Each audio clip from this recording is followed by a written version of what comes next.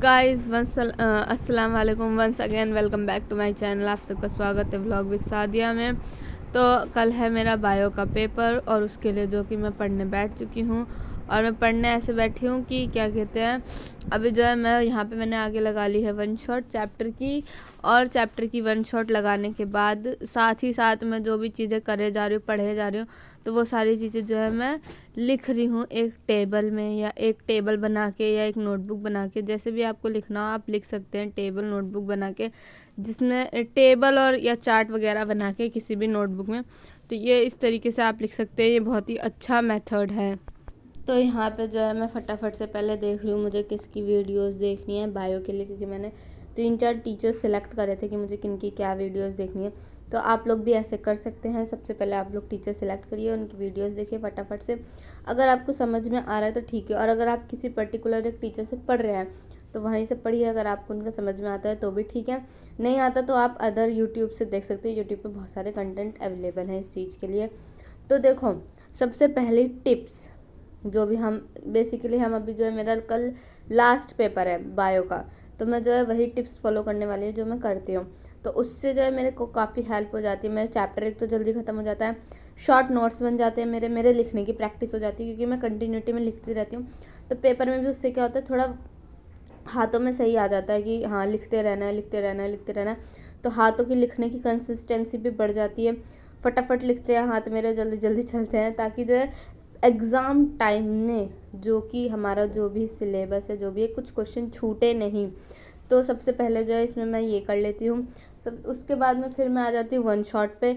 सबसे पहले तो मुझे जो चैप्टर करना होता है, देखो जो चैप्टर मुझे करना है, जो भी करना है, चैप्टर 1 2 3 4, कोई सा भी चैप्टर XYZ, कोई सा भी चैप्टर उसको मुझे करना है, तो सबसे पहले मैंने लगा लेनी होती है उसकी वन शॉट। वन शॉट लगा ली। वन शॉट ऐसी लगानी है कि वो ऐसे शॉर्ट नोट्स के साथ पढ़ाए, और ऐसा पढ़ाए कि आपको जो है वो सारे चैप्टर्स जो है समझ में आ जाने चाहिए, बिल्कुल अच्छे तरीके से समझ में आने चाहिए। उन शॉर्ट नोट्स में भी ऐसा नहीं होना चाहिए कि इस NCERT का एक पॉइंट भी मिस हुआ हो चैप्टर समझते वक्त। और देखो, जैसे कि मैं हर बार बोलती हूँ कि वो जितनी भी तुम्हें शॉर्ट वीडियोस देखनी है वो शॉर्ट देखनी है, सिर्फ और सिर्फ वो आधे घंटे की होनी चाहिए, उससे मैक्सिमम नहीं होनी चाहिए। बट बायो में ये वाली चीज़ जो है लागू नहीं होती, बिकॉज बायो के चैप्टर जो है वो हमें अगर डीपली समझने हैं, वो भी शॉर्ट नोट्स के साथ, डीप शॉर्ट नोट्स के साथ समझने हैं, तो मैक्सिमम अगर तुम बायो में, तुम्हारा जो है टाइम लिमिट बढ़ सकता है, 40 मिनट्स 50 मिनट्स इतना बढ़ सकता है तुम्हारा चैप्टर का जो मिनट है, जो भी शॉर्ट वीडियोस वन शॉट है। लेकिन अब मैंने जैसे कि इसमें देखा, मैं जब सर्च करी थी तो मुझे बहुत सारी वन शॉट मिली, इतनी सारी वन शॉट मिली कि एक चैप्टर की 4-4, वो भी 4-4 लेक्चर, एक चैप्टर की 4-4 लेक्चर, चार वो भी 1-1 घंटे के। तो सोचो 4 घंटे में तो मेरा एक चैप्टर ख़त्म होगा। तो मुझे इस हिसाब से नहीं करना ना, मुझे डीपली भी समझना है और जल्दी भी समझना है। तो इसलिए मैं वन शॉट शॉर्ट वाला देखती हूँ, जिसमें मेरा 50 40 30 मिनट्स ऐसे लगे, तो मेरे को समझ में भी आ जाए, मेरा टाइम भी बचे। तो मैं यहाँ पे जो है फटाफट से, जो भी मैं ये सर के पास, जो भी जहाँ से मैं पढ़ती हूँ, ये शॉर्ट नोट्स से पढ़ा रहे हैं, तो यहाँ से शॉर्ट नोट्स जो भी ये पढ़ाते हैं, तो मैं इनको अपनी रफ नोटबुक या कहीं पे भी लिख लेती हूँ, लिखते रहती हूँ, समझने के साथ लिखते भी रहती हूँ, ताकि मुझे स्पेलिंग्स का भी पता चले, ये स्पेलिंग ऐसे है, इसको प्रोनाउंस ऐसे करते हैं, वो करते हैं। तो और ये भी रहता है कि जैसे रिवीजन करना है, अब मैं बार बार क्या वो शॉर्ट नोट्स, तो वो शॉर्ट वीडियोस तो खोल के नहीं देखूंगी वन शॉट वाली, अब मुझे रिवाइज करना है, मैं कहाँ से करूँगी। तो मैं इसीलिए वो शॉर्ट नोट्स जो है नोट डाउन कर लेती हूँ, ताकि मैं ऐसा कोई सुंदर सुंदर राइटिंग में नहीं लिखती, सच्ची बताऊँ तो मैं वही राइटिंग में लिखती हूँ जो मुझे समझ में आ जाए, इतना बना बना के लिखने की ज़रूरत नहीं होती है। तो ये थी कुछ टिप्स। और अभी जो है मैं यहाँ पे कंटिन्यूटी में लिखे जा रही हूँ कि मुझे लिखते रहना है, लिखते रहना है। मैंने बहुत सारे चैप्टर करे थे और मैं लिखते जा रही हूँ। यहाँ पे मेरे को थोड़ा सा कोल्ड एंड कफ भी हो चुका है, पता नहीं किस वजह से हो गया अपने यहाँ पे नेचुरली। तो यहाँ पे जो है मैं लिख रही थी नोट्स, जैसे कि मैंने तुम्हें बताया अभी कि लिखते जाना है, नोट्स तुम्हें लिखते जाना है, जो बता रहे हो उसको सुनो आराम से, अच्छे से, कान में हेडफोन्स पहन लो, ब्लूटूथ लगा लो, कुछ भी कर लो, बट आराम से शांति में सुनो, ताकि तुम्हारे दिमाग में घुसे, और लिखते रहो, लिखते रहो, लिखते रहो, लिखते रहो। इससे जो है तुम्हारे लिखने का भी और सुनने का भी दोनों कंसंट्रेशन बना रहेगा।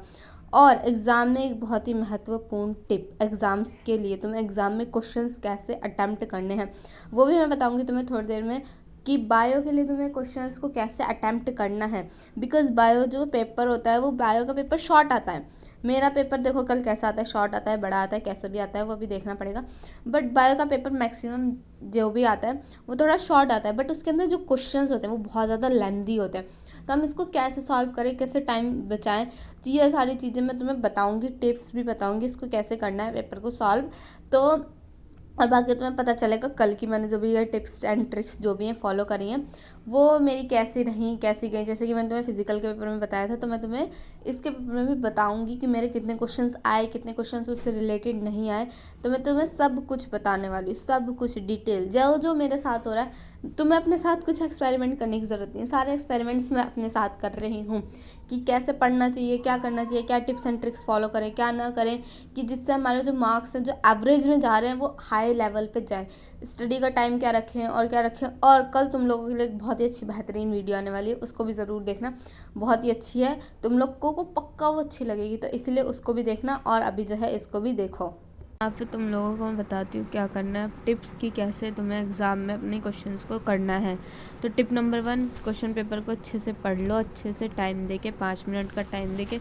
उसके बाद MCQ अगर तुम्हें आते हैं तो MCQ पहले करो, सिर्फ 2 मिनट्स लेना है MCQ करने में, उससे ज़्यादा टाइम नहीं लेना है। फिर उसके बाद तुम्हें क्या करना है, तुम सबसे पहले सबसे लास्ट वाले पेपर में पहुंच जाओ जहां तुम्हें सेक्शन D या E करके दिया होगा 5 या 4 नंबर का। तुम्हें अगर उसमें से कोई भी क्वेश्चन आते हैं, चाहे 4 क्वेश्चन है, तुम्हें 2 क्वेश्चन आते हैं, तुम्हें पहले वो 2 करने हैं, बिकॉज़ वो दोनों 4-4 नंबर के हैं। अगर वो छूट गए तुम्हारे तो तुम्हारा ज़्यादा नंबर जाएगा। अगर तुम्हारे 2-2 नंबर के छूटते हैं तो तुम्हारे सिर्फ 4 नंबर जाएंगे, और वो 2 छूटते हैं तो तुम्हारे सिर्फ 8 नंबर जाएंगे, 8। तो यहाँ पे जो है 8 नंबर बहुत ज़रूरी है, और वो 4 नंबर भी बहुत ज़रूरी है। तो कोशिश करना कि कोई भी क्वेश्चन ना छोड़ो। लेकिन तुम्हें ऐसा लगता है कि हाँ तुम्हारे पास टाइम कम है या तुम नहीं कर पा रहे, तो तुम वो करो जिसमें वेटेज ज़्यादा है, जो तुम्हें आता है, पहले उस पर फोकस करो। देन फिर उसके बाद में तुम थोड़ा सोचना, लास्ट में जो तुम्हें नहीं आता वो लास्ट के लिए ही छोड़ देना प्लीज़, ये बहुत ज़रूरी होता है।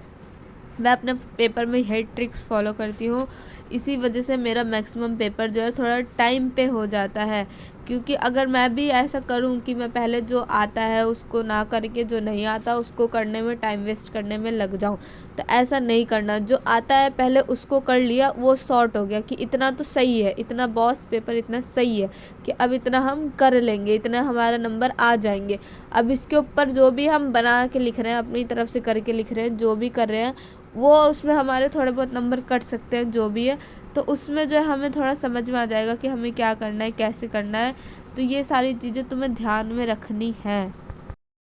तो यहाँ पे मैं अपना कर रही हूँ चैप्टर रीड और डायग्राम पढ़ रही हूँ। चैप्टर रीड नहीं कर रही, एक बार मैं डायग्राम पढ़ ले रही हूँ, जो कि थोड़ा इम्पॉर्टेंट लग रहा है मुझे, ताकि मैं उसको पढ़ सकूँ, समझ सकूँ। तो मैं इसलिए उसको वो यहाँ पे कर रही हूँ। बिकॉज़ कई बार ऐसा होता है अगर मेरा कोई चीज़ आ गया और वो मैंने बुक से नहीं पढ़ी, मेरी मिस हो गई, तो इसीलिए मैं इधर एक बार उसको रिवाइज़ कर लेती फटाफट से, जो मुझे लग रहा है कि हाँ इम्पॉर्टेंट है, हाँ पेपर में आ सकता है। तो ये मैंने पढ़ लिया है, डायग्राम वगैरह हो गया। अब मैं सारी चीज़ें अपनी समेट रही हूँ, क्योंकि मेरी एक बहुत बुरी आदत है, अगर मैं पढ़ती हूँ ना तो सारी चीज़ें ऐसे फैला देती हूँ। अभी यहाँ पे जब मैं सारी चीज़ें समेटने लग गई हूँ, घड़ी को भी मैंने उतार के अलग ही फेंक दिया था, बहुत इरिटेट कर रही थी। मैंने टाइम देखा तो पता चला वो 00 मतलब 12:26 होते। तो आज के लिए बस इतना ही। Bye bye, don't forget like, share and subscribe. Bye bye.